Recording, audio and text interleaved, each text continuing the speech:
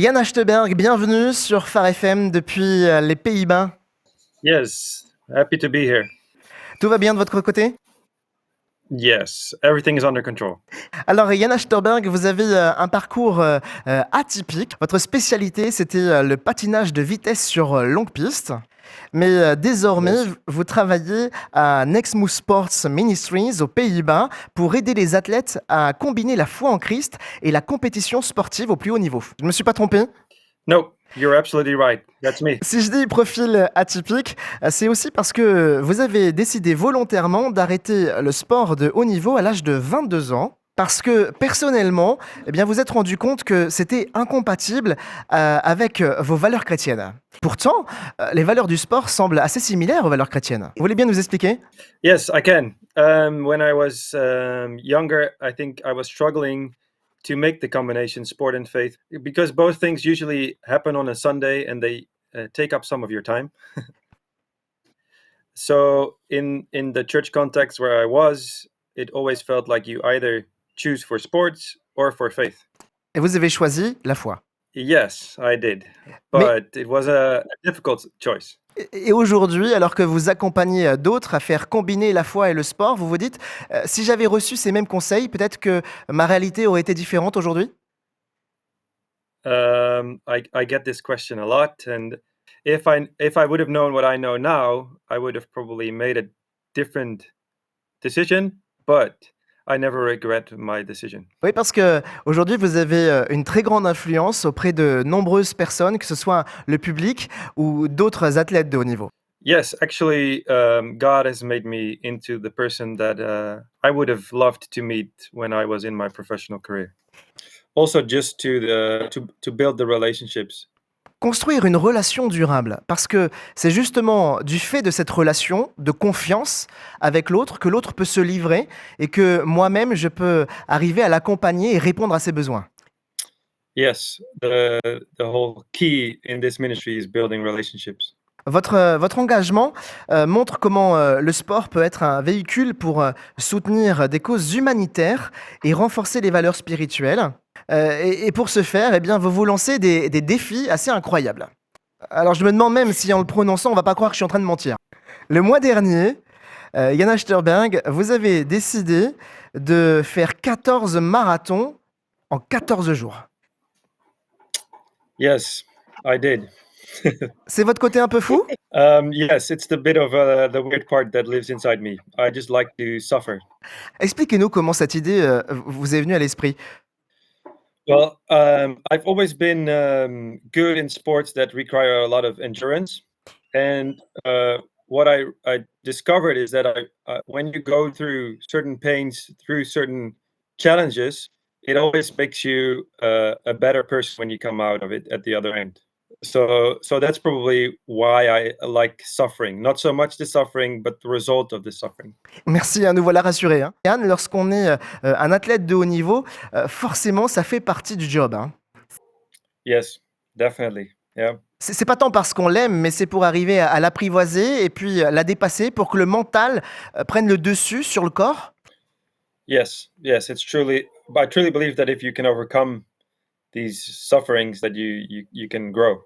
Oui. C'est un peu comme dans la vie finalement. L'école de la vie, d'ailleurs, on dit souvent que le sport, c'est l'école de la vie. Yeah, I've heard somebody say that sports is life on a small scale or like compressed. De la même manière, avoir la foi, eh bien, c'est parfois sport. Et là aussi, il faut arriver à prendre le dessus, quoi. Comment cet aspect Yep. du christianisme, comment Dieu vous rejoint dans votre réalité, à la fois pour vous-même et puis pour accompagner tous ceux que vous accompagnez? I think especially for athletes, having that person of trust and that person that loves them unconditionally.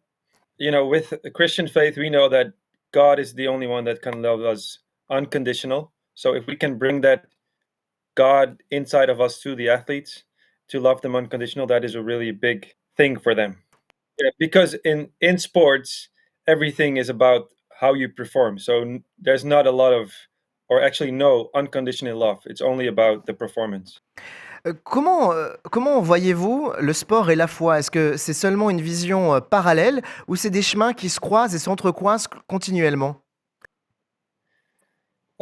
Yes, for an athlete, I think when I was younger, I found that God gave me a body with a talent for sports. So definitely God comes first. But if He gives you a talent, it should have a purpose. And the first thing I think is that it is to honor God with it. I always share the example of my daughter. She started skating 5 years ago. She's now 10 on the natural ice here in the Netherlands. Grand public, And so one day she goes out, and there is this man on the river, close to the river. And when he saw my daughter, he said, "Oh, she's good. Is she a daughter?" And of course, as a father, I said, "Yes, definitely." I was a proud father at that moment. I was proud because I saw her do what she was meant to do, what she was getting pleasure out of. And I truly believe Mhm. that God looks upon us like that as a father when we do what we are made to do. Faut-il encore savoir quelle est notre raison d'être? Yes, but it's somewhere close to the things that we love to do most of the time. Ah, c'est intéressant, vous donnez une clé là. Dans ce que nous aimons, il y a sans doute quelque chose qui a trait avec les talents et les dons que Dieu nous aurait donnés. Most of the times, yes. I truly believe that. Comment s'est fait cette préparation pour ce défi que vous allez pouvoir donc débuter demain, jour d'ouverture de ces JO? Well, of course, I have trained a lot. I've run over like 100 Ks more per week. Yeah, so training, and then how you feed yourself, keep like the energy, getting your energy. And then third thing is mental training. How do you deal with tired legs and still going to run? C'est quelque chose que vous faites seul ou en étant accompagné?